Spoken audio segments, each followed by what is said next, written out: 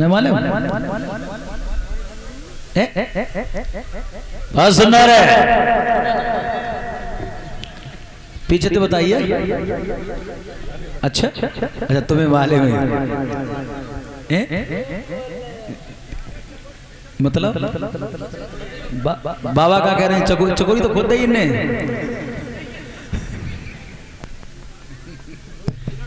चकोरी तो बेच दी इनने, अब पिछाए टके रह गए। श्री सुखदेव जी समझाते हैं उत्तरानंदन परिषद, जिस समय धर्म को गोद में बिठा लिया महाराज ने, सबके मन की कर दी। सबके मन में यही इच्छा थी कि ध्रुव बैठ जाए गोद में, और जो ध्रुव गोद में बैठो एक चुगलखोर को बात रास नहीं आई, उठ के खड़ा हो गया। महाराज की जय, खुश रहो महाराज, आज्ञा हो जाए तो मैं भोजन कर आऊं। हाँ हाँ लेकिन लौट के जल्दी आना। नौकर गो पे घरे पहुंचो, पत्नी से बोलो भोजन धर लिया। पत्नी थरिया बस खिलाई। नौकर बोलो एक दिन तू हमसे जी कह रही थी कि छोटी दानी को बैठे को गद्दी पे, बड़ी को जोरो नहीं आ सके। नौकर की पत्नी बोली जाम में इनका झूठ गई, छोटी रानी ने लिखवा लिया है तांबे के पत्र पे। नौकर बोले लिखवा ली होगी तो तो मालूम होगी, और हम अभी आल आंखें तो देखे आए छोटी को ठाड़ होता थी मैं, बड़ी को बैठो गोद में। मैं किस्म खाइयो ते किस्म सोई घत्ता नहीं करेगी धन्यवाद। बहुत तेरी रोकी कौ आज्ञा में बन जाए जो कहीं तुम्हारी किस्म तुम भोजन करियो। मैं अभियाल आई लौट के, और जब तक जा बात है छोटी महारानी तो ना कह लूंगी मेरे पेट में पानी नहीं पचेगा। धन्यवाद।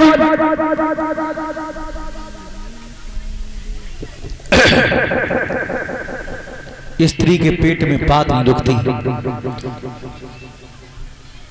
इसमें इनका दोष नहीं है। युधिष्ठिर महाराज ने श्राप दिया है। युधिष्ठिर महाराज का श्राप है समस्त नारी जाति को। और ये श्राप कब दिया था? जब पांडवों ने युद्ध जीत लिया था। पांडव अपने पक्ष के मरे हुए योद्धाओं के मुंह पर गंगा जल छिड़क रहे थे, मुंह में गंगा जल डाल रहे थे। तब कई कुंती ने युधिष्ठिर से लला, गंगा जल की 2 बूंदें जब कर्ण के मुंह में डालते हैं।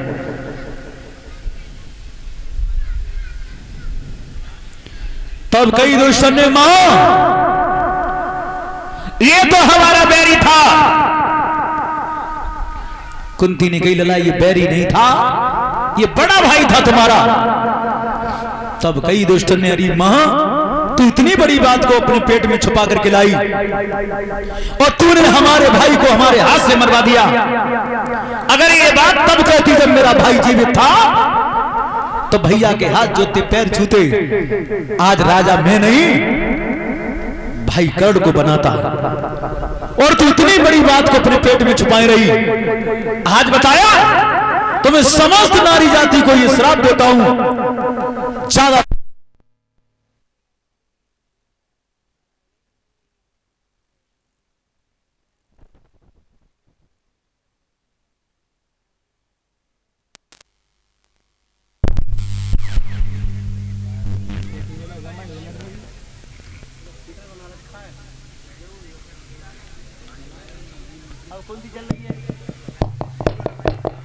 हेलो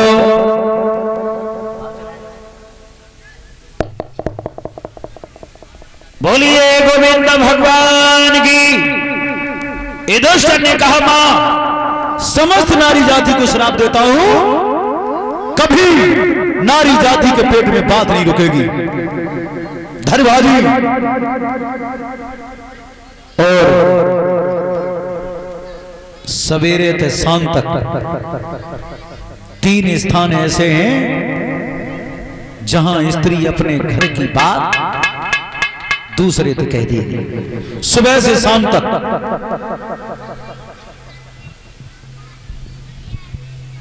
वो जगह कौन कौन सी हैं मैं बता रहा।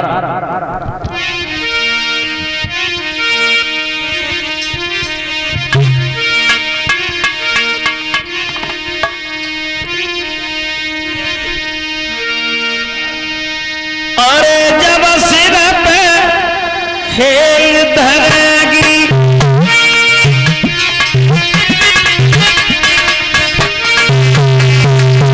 जगह बता रहा हूं, 3 जगह सुबह से शाम तक निकल जाती है, अपने घर की बात बाहर कह देगी। अरे जब गोबर खेल धरेगी, चाहे हर में जिक्र करेगी।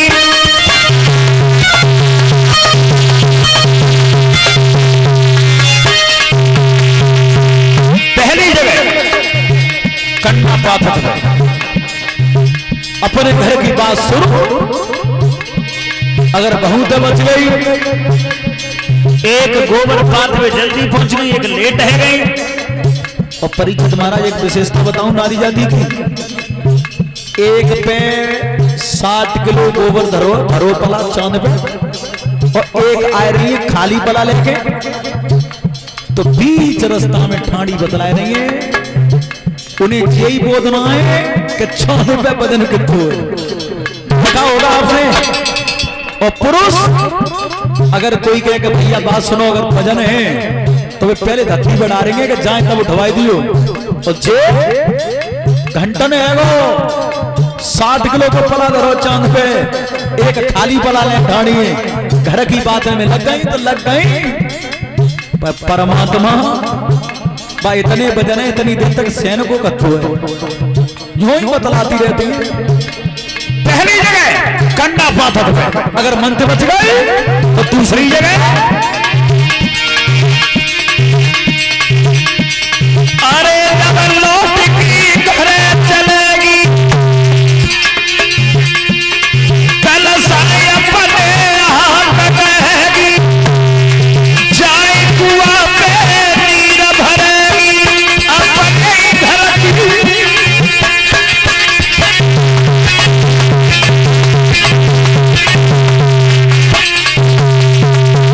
कुआ पे पानी महाराज परीक्षक जी आपके जमाने में भरे जाते थे, और अब तो खैर सुविधा घर घर में नल समरे लग गई।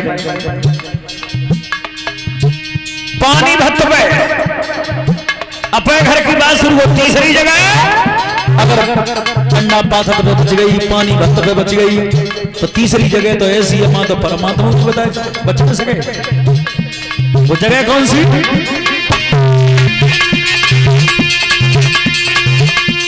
अरे शाम को सूरज किरण पुदेगी, लौटाए अपने हाथ कहेगी, जाए हर दिन जिक्र करेगी, और मेरी बात नहीं शेष रहेगी।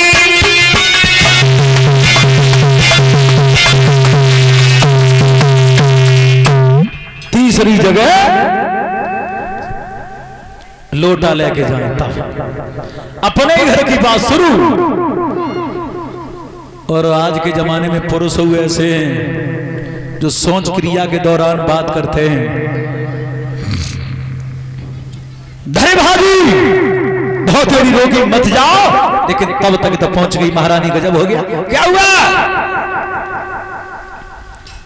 हमारे लला राजवीर के पापा व्याला आए, कचहरी से निकल के तुम आओ बैठो नीचे धरती पे, और तुम्हारी सोच को बैठो महाराज की गोद में।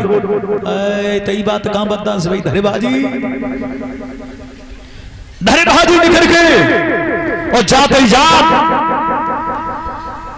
धर्म का हाथ पकड़ा, खींच करके थाप दी, चला गया। ये गद्दी तेरी नहीं है, ये गद्दी उत्तम की है,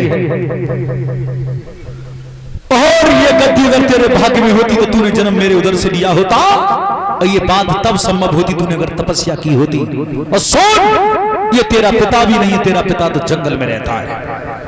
एक जागाल में दही खींच के था, रोता चीखता हुआ धर्म पहुंच गया कारावास में।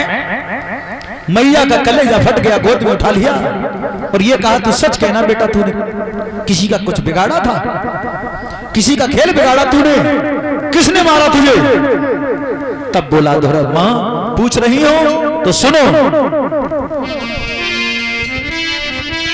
कि रोई रोई कहे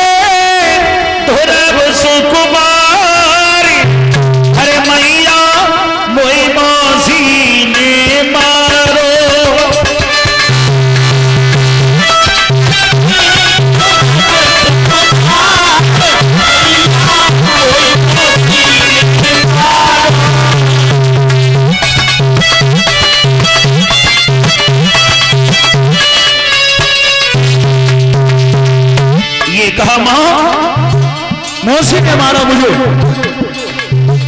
हम खेल रहे दो भैया तब तक आई गई मैया। हम खेल रहे दो भैया तब तक आई गई मैया। अरे बनी गोद से गए मैया मोई मौसी ने मारो। अरे बनी गोद से गए मैया मोई मौसी ने।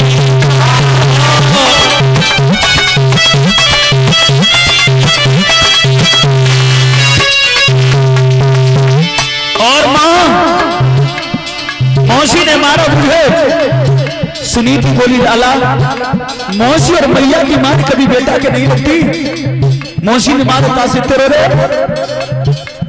दोहरा बोला मां दुख इस बात का नहीं है कि मुझे मौसी ने मारा, दुख तो इस बात का है पिताजी यहाँ के राजा थे, उन्होंने कुछ क्यों नहीं कहा।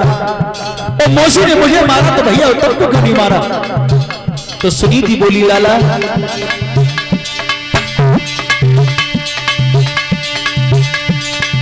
वृक्षन में एक तार पड़ो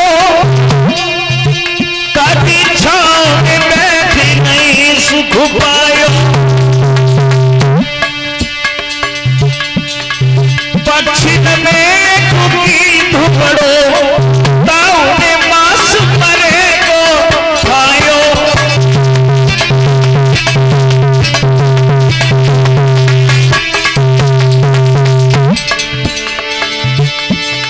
पशुअन में ऊंट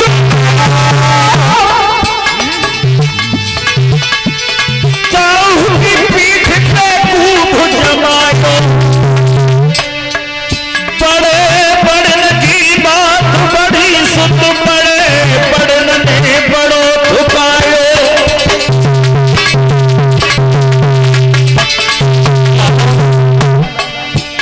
तू मेरी बात मानना मौसी और मैया की मार कभी बेटा के नहीं लगती।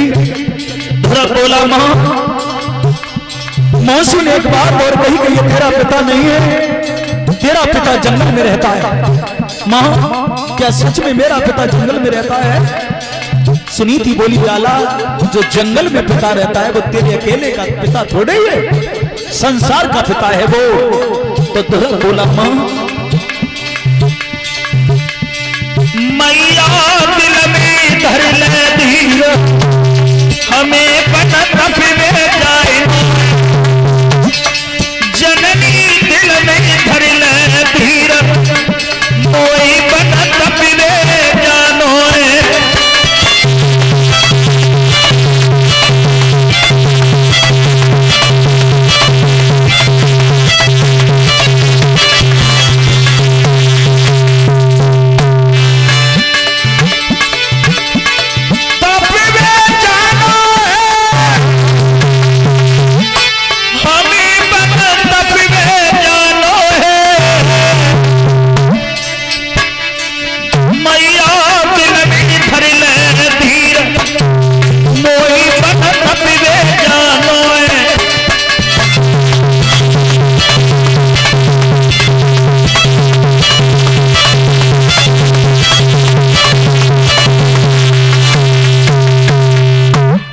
कहा मां जंगल के पिता को ढूंढने के लिए जाऊंगा, अगर जंगल के पिता को ढूंढ करके न ला पाया तो अपना बेटा स्वीकार मत करना मुझे।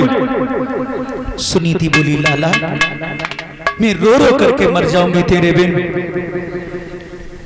एक शेर बेजर का आटा ही भेजती थी सुरची जेल में, तब भी जब सुनीति मैया अकेली थी जेल में और धर्म 5 बरस का हो गया तब भी सारे दिन खिलाती थी रोटी बना करके अपने बेटा को, और जब शाम को मैया के लिए नहीं बचती थी। मेरे भगवत श्रोताओं, घर में ऐसा कौन सा सदस्य होता है अगर रोटी कम पड़ रही हो तो वो पहले से कह दे कि मुझे आज भूख नहीं है। कौन सा सदस्य है वो घर में अगर रोटी कम पड़ रही हो तो वो पहले से कह दे कि मुझे भूख नहीं है। वो केवल और केवल दम मां में होती है, मां होती है वो। सुनी थी मैया अपने बच्चे को सारे दिन खिलाती थी, रात को भी बचा करके रखती थी। अगर रात को रोएगा, अगर भूखेगा, मांगा तो मैं क्या खिलाऊंगी, रोटी ही थी लौट करके, रोटी फिर रोटी और रात को तो रोटी। लाला मैं तेरी जेब भर के सो जाती थी, मेरे लिए रोटी नहीं बचती थी, सारे दिन तुझे खिलाती थी, मां को भूख नहीं आती थी, मैं रात काट लेती थी, तू मुझे छोड़ के जाएगा। बोला मां तुझे मेरे सर की कसम है, रोना नहीं।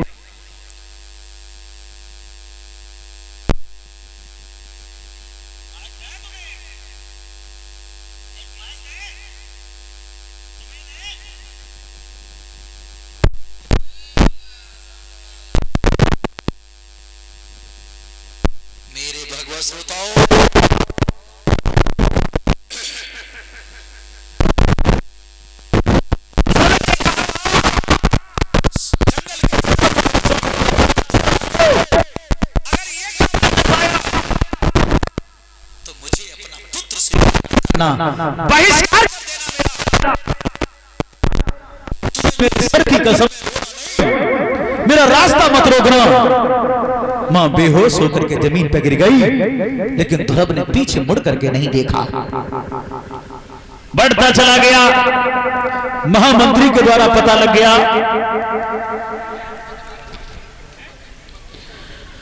महामंत्री के द्वारा पता लग गया कि ध्रुव तपस्या को जा रहा है। तो उत्तानपाद ने खबर भेजी कि मेरे बेटा से कह दो वो तपस्या को न जाए, हम आधा रात दे देंगे। सूचना मिली, लला कहां जा रहे हैं, तपस्या करेंगे, काय को आपका जरूरत है, आधा रात मिलेगा तुम्हें, घर चले जाओ। ध्रुव विचार करो, बारे परमात्मा अब तो नाम की शुरुआत भैया तो पहले आधे बाजू मिल उठो, कहां मेले मेरी मेहतारी के लिए 2 टाइम की रोटी ना चैन से, और ज्यादा तो प्राप्त कर लूंगा परमात्मा, तब जन पता में कहां मिलेगा। मना कर दिया, मुझे बंटवारा नहीं चाहिए, मैं तपस्या करने जाऊंगा। ध्रुव आगे बढ़ गया, जंगल में प्रवेश किया, देवर्षि नारद से भेंट भई, पैर छुए बच्चे ने, प्रणाम किया। नारद विचार करे बड़ा सभ्यतादार बालक है, शिष्टाचार आदान प्रदान करना जानता है, और जब तुम्हारा बच्चा बाहर निकल करके अपने से बड़ों के लिए राम राम प्रणाम करता है, तो बाप महतारी कोई नाम हो तो है।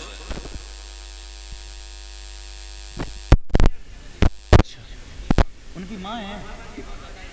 एक बार माता जी का जोरदार तालियों से स्वागत कर दीजिएगा। विधायक इंजीनियर सचिन यादव की माता जी का पदार्पण हो चुका है। एक बार भेंट हुई थी नेताजी से एका के पास भानपुर गांव में, तो अपनी माता जी की बड़ी तारीफ कर रहे थे। फिर से जोरदार ताली बजाकर के स्वागत कर दीजिएगा।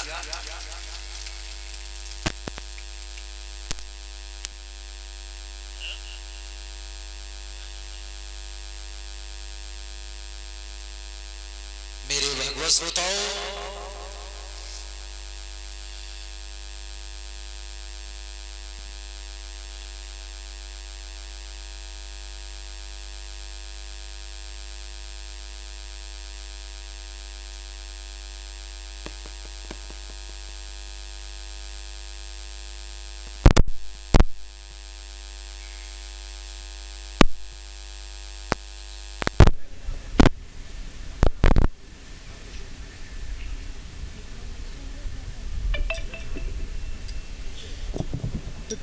क्या कर रहा है तुम? अच्छा, ताली बजाओ जोर से एकदम, ऐसे।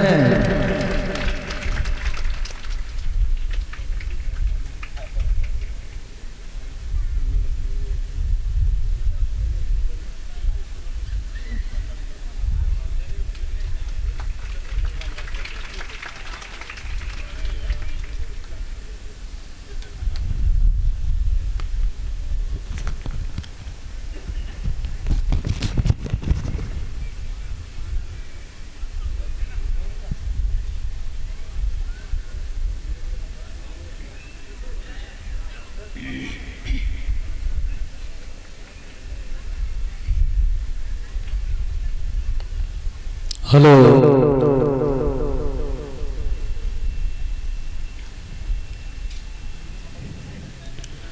श्री सुखदेव जी समझाते हैं उत्तरानंदन परिषद।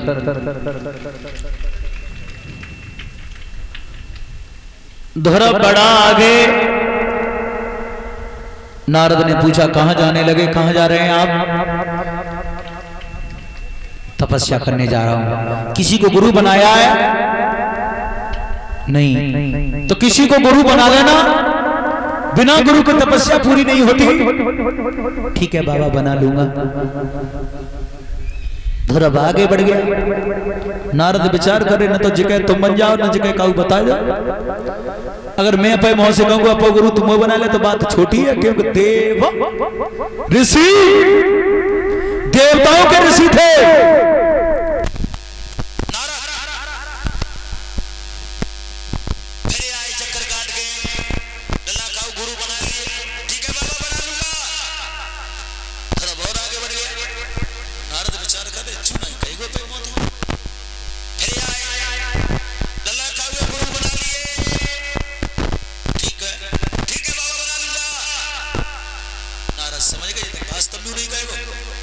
नारद ने कही लाला अपो गुरु तुम बना ले तो ठीक है बाबा तुम बन जाओ, पर मुंह पर टाइम की कमी है। इतना टाइम ना है कि साले तुम्हारी कुटिया पे रुकूं, तुम्हारी लंगोटी धो दो, उजरी कतरो, पर हम बहुत लगते तपस्या करने बैठना है मुझे।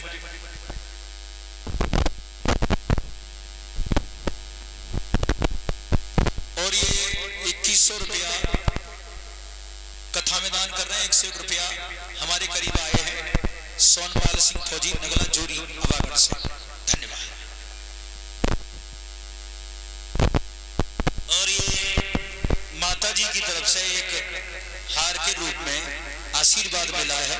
मैं कामना करूंगा कि ऐसी माताओं का आशीर्वाद मेरे साथ बना रहे। बोलिए गोविंद भगवान की। मेरे भगवत श्रोताओं,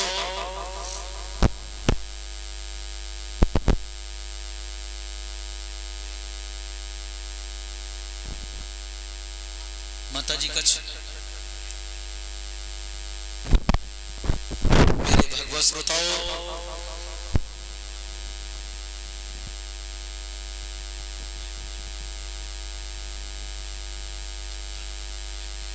हाँ माता जी की तरफ से कहना है, जो पिछली बार विधायक जी इंजीनियर सचिन यादव जी जो आए थे, वायदा कर गए थे भगत जी के मंदिर पे जो लाइट लगनी आचार संहिता खत्म होते ही, यानी सरकार की नियुक्ति होते ही आचार संहिता हटेगी, कार्रवाई पूरी कर दी जाएगी, लाइट लग जाएगी।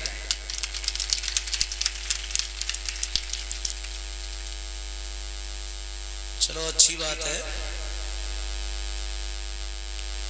बोलिए आनंद कंद भगवान की। जिज्जी तुम काहे को डांडी है ना समझी कटेंगे वहीं जिज्जी।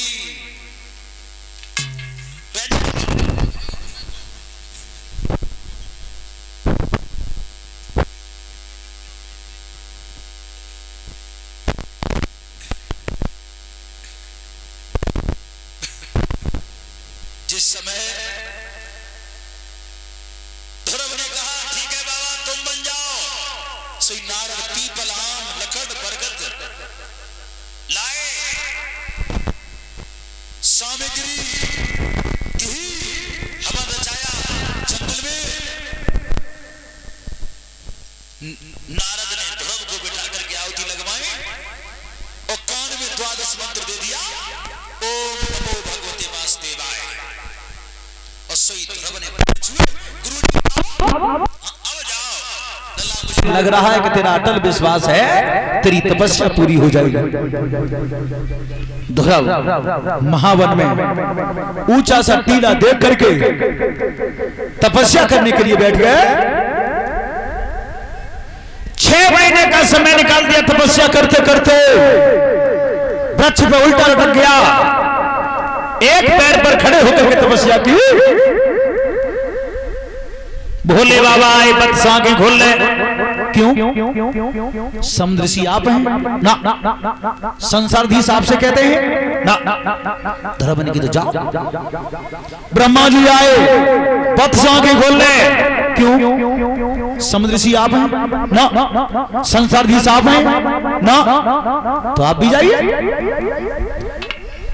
पद्मासन लगा करके बैठ गया धरो, सांस को खींच करके ब्रह्मांड में स्थापित कर दिया।